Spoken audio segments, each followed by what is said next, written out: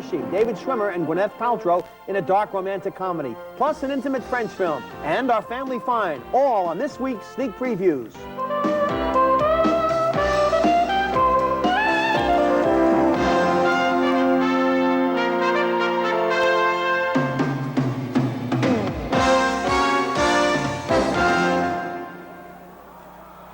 This is your last clemency report. Open it up. Take a look. No, huh? All right, I'll do it for you. You just look at the cover page, okay? That's all. Just the cover page.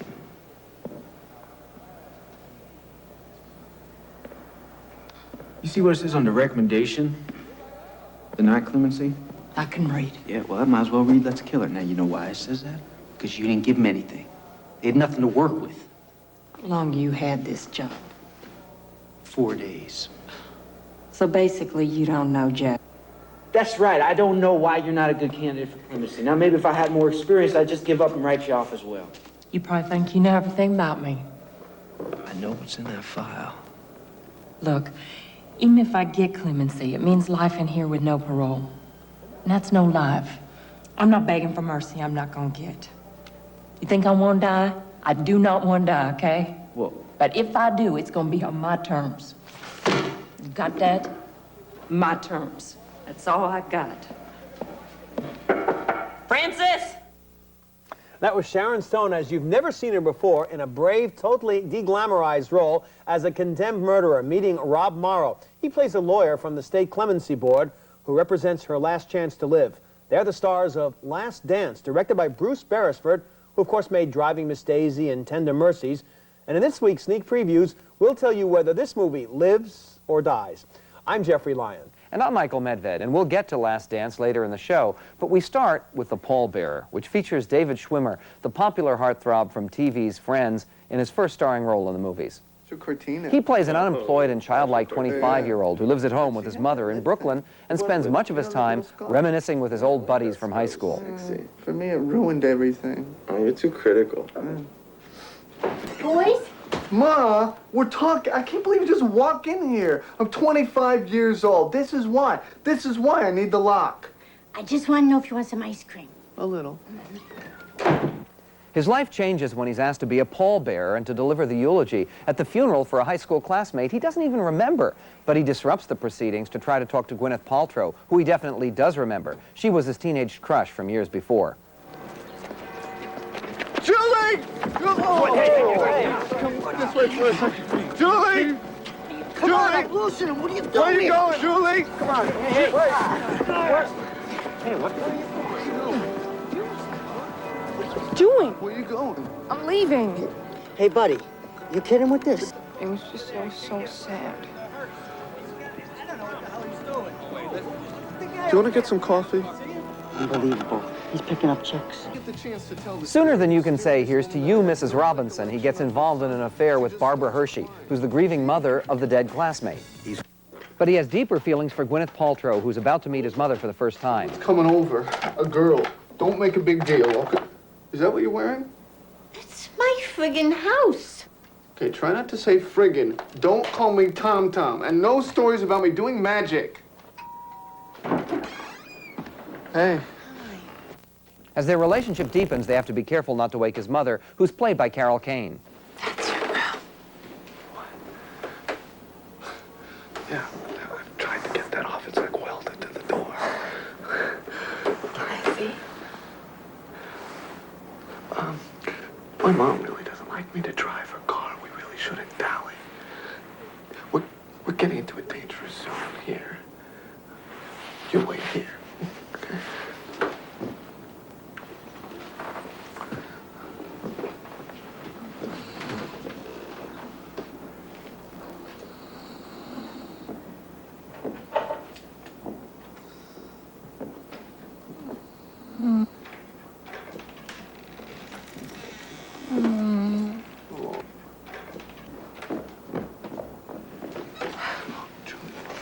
Oh my God. I know, I should probably get rid of that bunk bed, huh? Oh.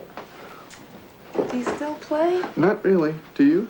No. Oh. I lost mine. Oh. remember these. Yeah.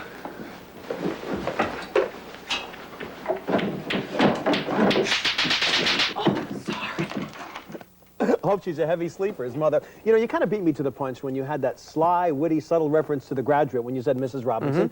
And this is an obvious movie taken from The Graduate, inspired by The Graduate. Absolutely. Call it, if you will, a ripoff of The Graduate. And as you know, The Graduate's my favorite all-time film. When you mess with it, you got to be very careful.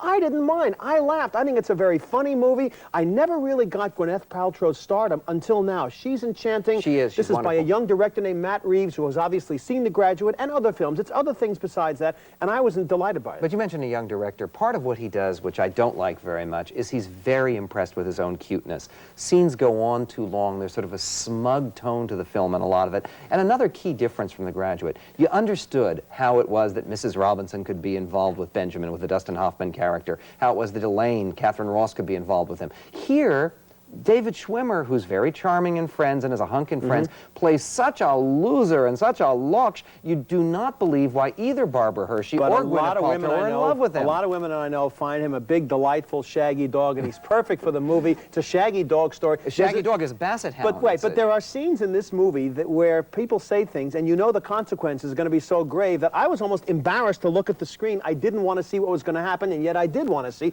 It worked on me. It's kind of a much... I'm not sure I'm almost embarrassed to look at the screen. Because It's a I good knew what was going to recommendation. happen was Okay. so funny, you know, and I like the characters. I think Carol Kane is wonderful. She is. His relationship with his mother is funny, and I just liked it. This is one of those things where I think all of the acting, including David Schwimmer, who does the most he can with the part, I think all of the acting is much better than the film itself. Nothing really happens with it. I think it's quite predictable. Barbara Hershey is marvelous. Oh, she's wonderful. She's very good. She does a Seductive good New York accent. And also, she's not a one-dimensional character. But You know, having said that, she you've evolves, she got all these changes. people here, and you don't really know what to do with them. The film is about a guy who is stuck in his life and is stalled. I think the film itself is stalled a little. I can't really give it a yes It's by vote. a first-time director, and I laughed my head off. Well, next up is a movie called Nelly and Monsieur Arnaud, starring Emmanuel Bayard, who in just a few weeks will become a huge star when she co-stars with Tom Cruise in the new movie version of Mission Impossible. Now, in this film, she meets a retired judge who bails her out of her financial difficulties and hires her to edit his memoirs. But even though he's just her employer, he's begun to get jealous of her affairs with other men. Vous m'avez menti. Vous n'avez pas passé la nuit avec Vincent. Ah bon? Si vous l'aviez fait, vous ne l'auriez pas dit. Mais c'est vous qui l'avez dit.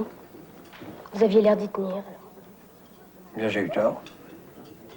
Vous faites ce que vous voulez avec les garçons de votre âge. Merci. Et lui et moi, nous ne sommes pas dans le même emploi. En plus, je n'ai aucune raison de vous mentir. J'ai aucune envie. Je suis libre avec vous. Restez vigilante. Je vous prends pas pour un saint. Et c'est vrai, je n'avais jamais imaginé rencontrer quelqu'un comme vous. C'est au-delà du travail. Vous faites partie de ma vie maintenant. Arrêtez. But as the weeks go by, the tension between them intensifies when her ex-husband is in the hospital and she's seeing other men, but doesn't want to share her private life with the judge. Infirmière, je ne suis pas du tout fatigué. Si c'est pour dire ça, il vaut mieux que vous vous taisiez. Ah oui, vous êtes au-dessus de tout ça. Oh, pendant un moment, vous aviez pris la parole, vous aviez des points de vue. Vous pinailliez sur des virgules. Vous faisiez même des confidences. Et puis là, le silence qui retombe, opaque. Un jour, vous disparaissez décomposé pour aller au chevet d'un mari subclaquant. Ben, qu'est-ce qu'il est devenu, au fait? Il a récidivé, il est vivant, il est mort, mystère total. Il va bien, merci. Tant mieux, c'est déjà ça. Mais pour le reste, elle s'est refermée comme une huître. Menez-la, votre petite vie. Ah, avant, elle se sentait redevable, elle faisait du zèle. Puis là, maintenant, fini, terminé, le vide. C'est lamentable ce que vous dites. Mais regardez-vous, vous êtes là posé devant cette machine comme un ectoplasme. Vous allez arrêter?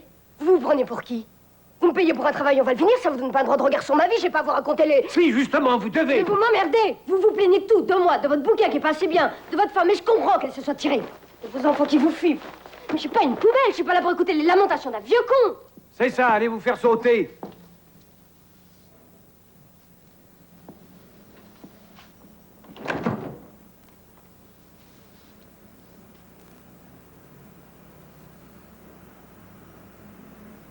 Je pourrais pas venir demain. Après-demain. Oui.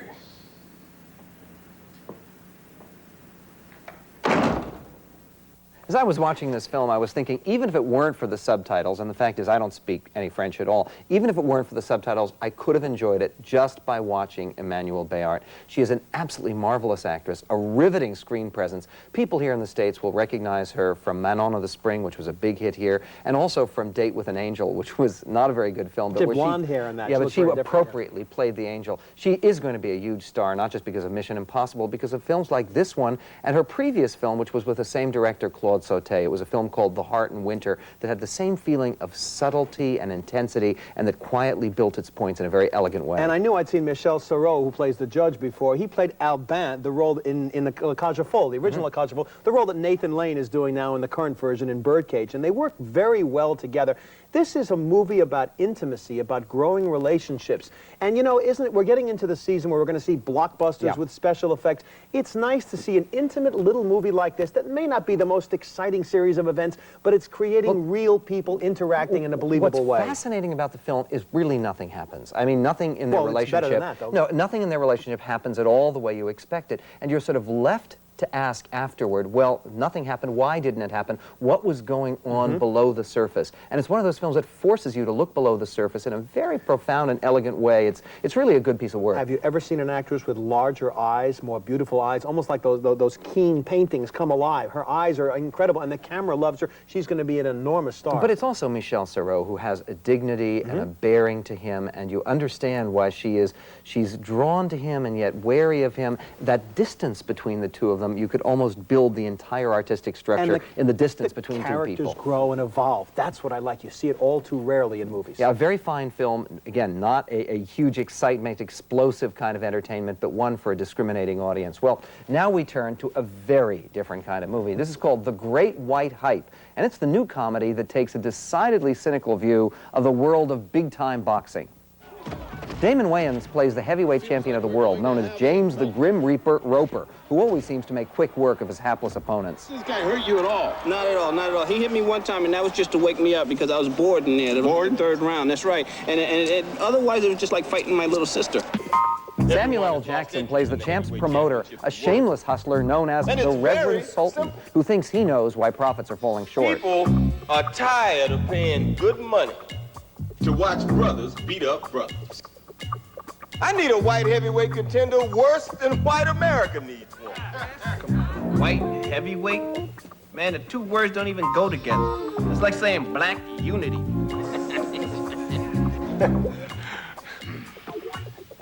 What's the highest grossing fight in the history of boxing? Tyson Gibbons. Hagler Leonard. Hagler Leonard.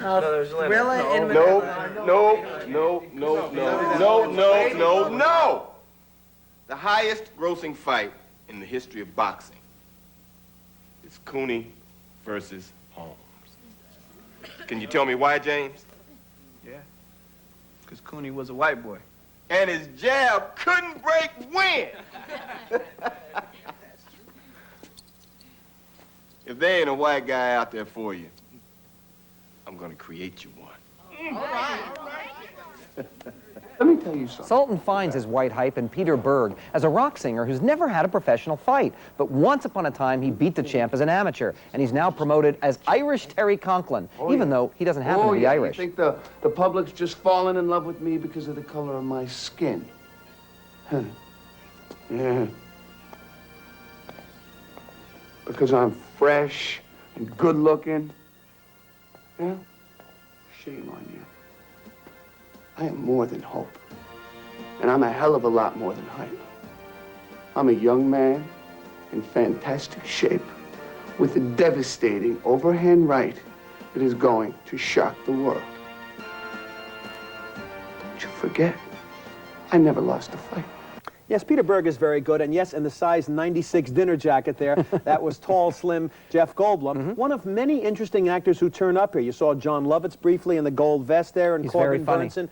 But it's so frustrating because they're in a movie which makes a point early and often and then ends too soon, and the ending is predictable. I had problems with the ending too, but I like the movie because of the characters. The characters give it life. And, you know, I will admit right at the top, this is not sort of hard-edged social criticism about boxing. It's not even very realistic in the boxing scenes. However, it is very, very funny. Damon Wayans is hilarious as the champ, and he comes on, one of the things that happens in the movie is he gets out of shape, eats too much, smokes too much. He comes on with a prosthetic stomach, which is hilarious in the climactic fight. And Samuel L. Jackson is one of those actors who can do anything. They've all been very well directed by Reginald Hudlin, who did the House Party movies, who keeps the tone light and keeps it moving along and keeps doing one outrageous spoof after another, and I laughed. When I saw the name Ron Shelton as a co-screenwriter, he's the guy who wrote Bull Durham, and Tony Hendra, who's a very talented writer who played the manager in This Is Spinal Tap. When I saw credits like that, I expected something better than just a slick skit from Saturday Night Live, which makes its point over and over again, which I'm beginning to do,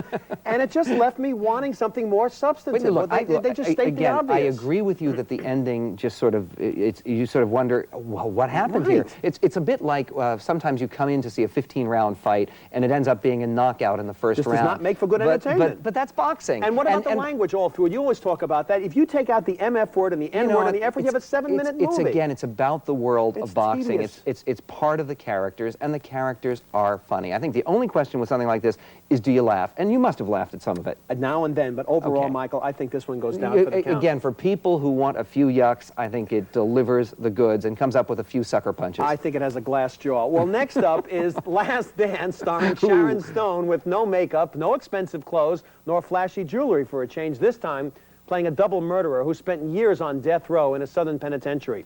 Her last hope may be Rob Morrow, who plays a failed lawyer who's just gotten a political job working for the governor on the clemency board and thinks he just might be able to help her.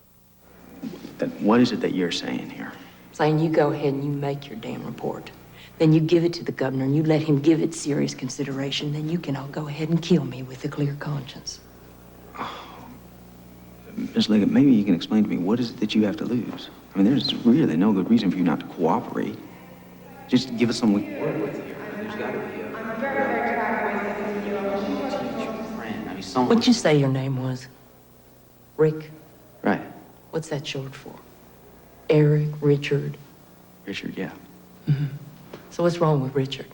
What's wrong with Rick? Every Rick I ever knew was a slick two-faced. I know quite a few.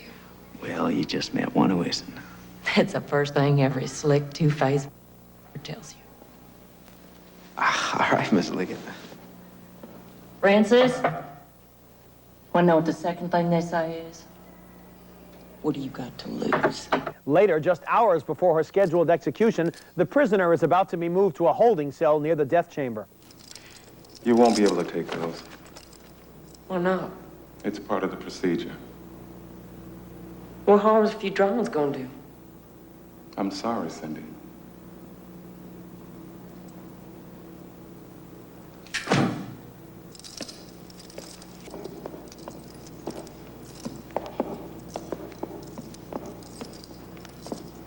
Hey, Reg. Hey, baby girl. Why'd you shave your head? It's for you, girl. Nothing left to lose. You know what I mean? You keep the faith now.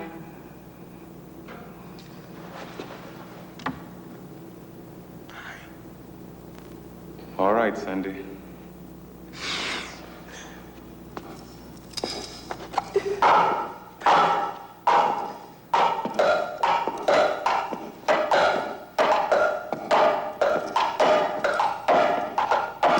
Boy, what a cliche, all the prisoners banging their tin clubs. That's what they do. Right. I almost expect to see Jimmy Cagney turning up in a cell somewhere banging his tin cup. I hated the scene. I hated the movie. I usually love the movies with Bruce Beresford. Tender Mercies and Driving Miss Daisy and Breaker Morant are among my favorite films of recent years. But this one is a disaster from beginning to end, and you can see it in that scene there. The acting is okay occasionally, but the problem is it's so melodramatic. The script is lousy, and the lighting, every time you see Sharon Stone, there's like a special light on her. She's treated like some kind of secular saint. The film doesn't work. It's a disaster. We must have seen two different movies, Michael, because I think Sharon Stone is doing here, what she's trying to do is, yes, I'm a star, now I'm going to try some acting roles. Following Casino, her Oscar-nominated performance, this is a very different sort of role. I think she is more than up to the task, and even though some of what you say I think is true, she is lit in a saintly sort of way, and there are prison cliches, and it's not Dead Man Walking, and it's not the fault of this film. Close. It's not the fault of this film that movie just came out a few months ago. This movie was made and it should stand on its own. I think her performance is so powerful that it's worth seeing. But the problem is, this film is like Dead Babe Walking, and everything, Well, you can make up all the names everything that was terrific about Dead Man Walking goes wrong here. Because in that film, they didn't sentimentalize the prisoner. Sean Penn plays a totally despicable person, and yet they raise the issue and show it in balance in Capital Punishment. But they show here, there's her no here. balance. They show her crime. They here. show They her show crime, what she but did they was make a point that she's totally redeemed herself. She's not a nice now person she's in a this talented movie. artist. She does these beautiful drawings, and they do the cheapest thing you can possibly do. They actually show a romance between her and Rob. It's not cheap. It's almost believable. Rob Morrow Rob Morrow is a guy who has failed at everything else in his life, and finally he's found a purpose to his life. He fails in this movie too. And well, look, you can make all the wisecracks you want. I found her performance so different, so unlike anything she's ever done. And I used to describe her as Sharon Stone, the world's worst actress. She's not anymore. She's had two roles in a row now, which have made her shed that title. Okay, I think we can agree she is not the world's worst actress. She's a lot but that's better than hardly that now. enough to recommend She's this worth movie. seeing. Well, now we turn to our Family Fine section of the show, where the hot news this week is the ARISTOCATS, a somewhat different movie from Last Dance. This is a 1970 Disney animated feature, which has never before been available on video. Now, the story here is about an eccentric millionaire in turn-of-the-century Paris who leaves her fortune to her cats. But a scheming butler who wants the money for himself tries to get rid of these pampered pets by dumping them in the country, where, thank goodness, they meet one sassy alley cat who helps them make their way back to Paris. Then presto, breakfast, a la carte. Hooray! We did it! Look, Mama, look! Why, Mr. O'Malley, you are amazing. True. True. Surprise!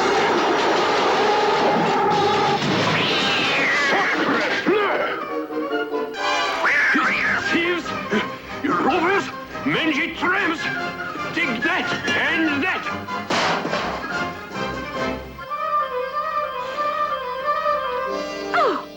Oh, what a horrible, horrible human. Well, some humans are like that, Duchess. I've learned to live with it. I'll show him. Meow. Hey, cool it, you little tiger. That guy's dynamite. But he called us tramps.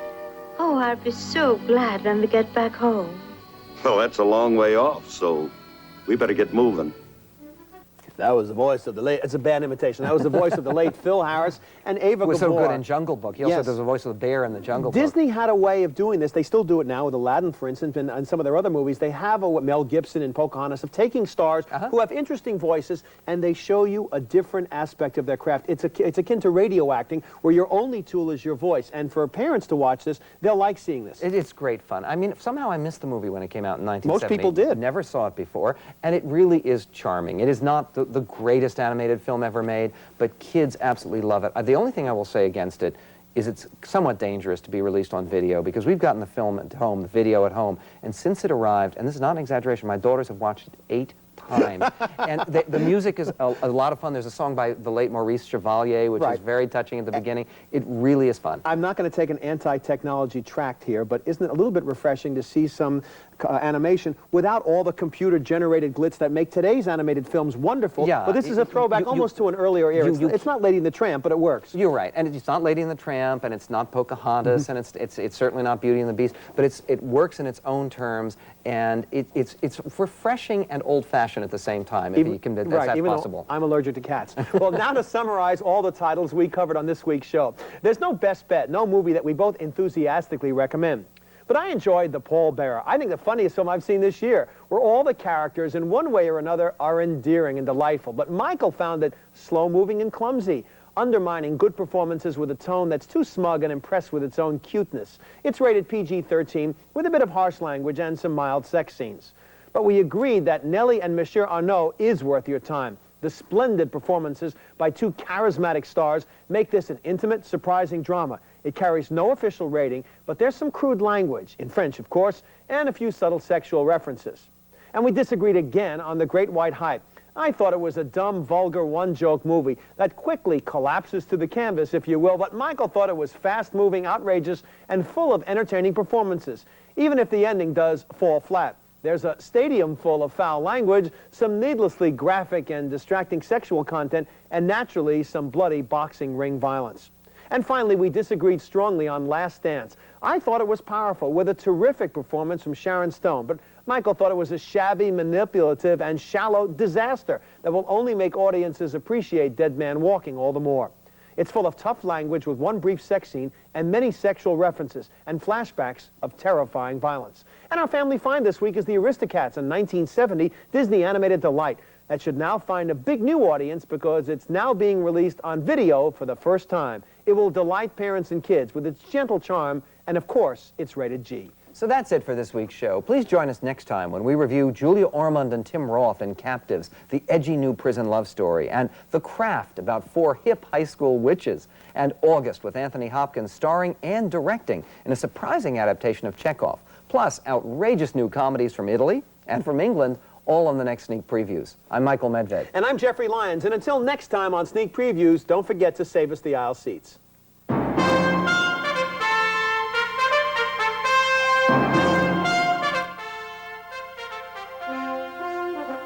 Today at 1:35, Scottish Fiddle Orchestra performs against the backdrop of historic Edinburgh. That's today at 1:35 here on